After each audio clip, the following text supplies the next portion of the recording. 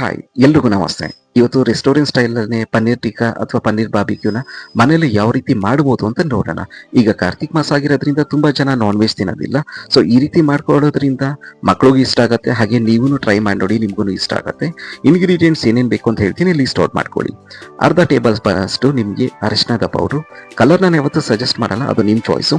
1 table spoon ಅಷ್ಟು ನಿಮಗೆ chilli powder ಬೇಕಾಗುತ್ತೆ. ಹಾಗೆಯೇ 1 ಟೇಬಲ್ ಸ್ಪೂನ್ ಅಷ್ಟು ಶುಂಠಿ ಬೆಳ್ಳುಳ್ಳಿ ಪೇಸ್ಟು, 1 ಟೇಬಲ್ ಸ್ಪೂನ್ ಅಷ್ಟು ನಿಮಗೆ ಗರಂ ಮಸಾಲ, ಅರ್ಧ ಟೇಬಲ್ ಸ್ಪೂನ್ ಅಷ್ಟು ನಿಮಗೆ ಜೀರಿಗೆ ಪೌಡ್ರು, ಹಾಗೆ 1 ಟೇಬಲ್ ಸ್ಪೂನ್ ಅಷ್ಟು ನಿಮಗೆ ಕರಿಮೆಣಸಿನ ಪೌಡ್ರು, ಹಾಗೂ ಕಸ್ತೂರಿ ಮೆಹಂದಿ, ಅರ್ಧ ನಿಂಬೆ ಹಣ್ಣು, ಅರ್ಧ ಕಪ್ ಅಷ್ಟು ನಿಮಗೆ ಮೊಸರು ತಗೊಳ್ಳಿ, ಅರ್ಧ ಕಪ್ ಅಷ್ಟು ಕಡಲೆ ಹಿಟ್ಟು ತಗೊಳ್ಳಿ, ಹಾಗೂ 2 ಟೇಬಲ್ ಸ್ಪೂನ್ ಅಷ್ಟು ನಿಮಗೆ ಆಯಿಲ್ ಬೇಕಾಗತ್ತೆ. ಇದೆಲ್ಲ ತಗೊಂಡಿದ ನಂತರ ನಿಮಗೆ 200 ಗ್ರಾಮ್ಸ್ ಅಷ್ಟು ನೀವು ಪನ್ನೀರ್ ತಗೊಳ್ಬೇಕಾಗತ್ತೆ. ಪನ್ನೀರ್ ಜೊತೆಗೆ ನೀವು ಕ್ಯಾಪ್ಸಿಕಮ್ ಮತ್ತು ಆನಿಯನ್ ಲೇಯರ್ ವೈಸಸ್ ಕಟ್ ಮಾಡ್ಕೊಳ್ಳಿ. ಯಾಕಂದರೆ ಪನ್ನೀರ್ನ ನೀವು ಯಾವ ರೀತಿ ಕಟ್ ಮಾಡಿರ್ತೀರ ಅದೇ ಕ್ಯೂಬ್ಗಳಲ್ಲಿ ನೀವು ಆನಿಯನ್ನು ಮತ್ತು ಕ್ಯಾಪ್ಸಿಕಮ್ನ ಕಟ್ ಮಾಡ್ಕೊಳ್ಬೇಕಾಗತ್ತೆ. ಮತ್ತು ಬ್ಯಾಂಬೋ ಸ್ಟಿಕ್ ನೀವು ಆನ್ಲೈನಲ್ಲಾದರೂ ಸಿಗುತ್ತೆ, ಇಲ್ಲಾಂದರೆ ಸೂಪರ್ ಮಾರ್ಕೆಟ್ ಆದರೂ ತೊಗೊಳ್ಬೋದು.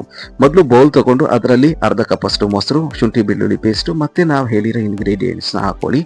ನಂತರ ನೀವು ಉಪ್ಪು ನೀವು ಕಲಸಿದ ನಂತರ ಟೇಸ್ಟ್ ಮಾಡಿ, ನಿಮ್ಗೆ ಎಷ್ಟು ಬೇಕಾಗತ್ತೆ ಆ ರುಚಿಗೆ ತಕ್ಕಷ್ಟು ನೀವು ಹಾಕೊಳ್ಬೇಕಾಗತ್ತೆ. ಎರಡನೇದಾಗಿ ಆಯಿಲ್ಗಳನ್ನ ನೀವು ಮಿಕ್ಸ್ ಮಾಡಬೇಕು, 2 ಟೇಬಲ್ ಸ್ಪೂನ್ ಅಷ್ಟು.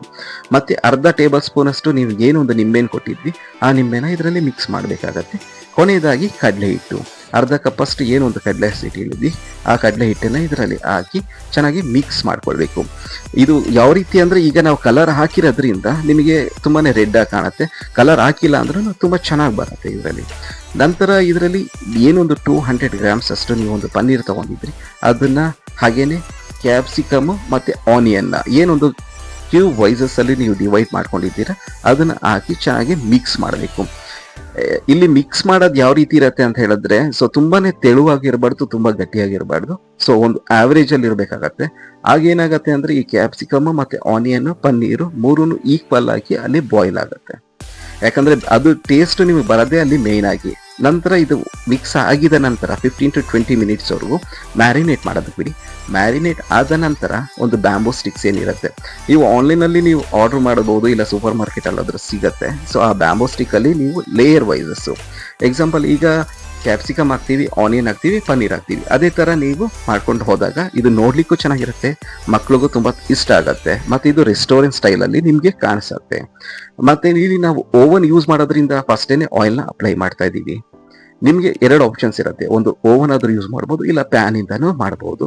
ನಾವಿಲ್ಲಿ ಓವನ್ ಯೂಸ್ ಮಾಡ್ತಾ ಇರೋದ್ರಿಂದ ಬಿಫೋರ್ ಆಯಿಲ್ನ ಅಪ್ಲೈ ಮಾಡ್ತಾ ಇದ್ದೀವಿ.